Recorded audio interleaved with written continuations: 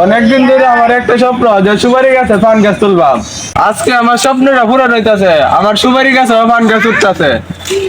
আমার যে কি আনন্দ লাগতেছে।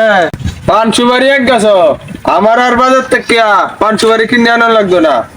আমার নানুরে আর বাজার থেকে পান সুপারি কিনে আনে তো লাগতো না, আমার গাছ হইতাছে। গাছের তলে আয়াম আর পান তুললে লই যাই আমরা।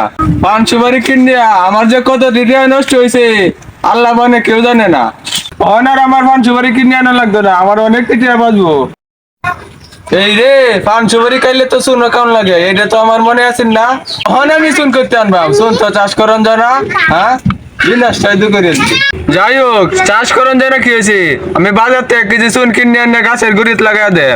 তাইলে আর প্রত্যেকদিন আমার বাজার লাগতো না, আমি গাছের তলে আয়াম আর পান সুপারি চুন তুললে লয়ে যাই আমরা। যাই অন ভাই যাই, নানুর কথাটা কই, নানু অনেক খুশি হইব। পরিষ্কার বালাই করছি, অন ভাই যাই।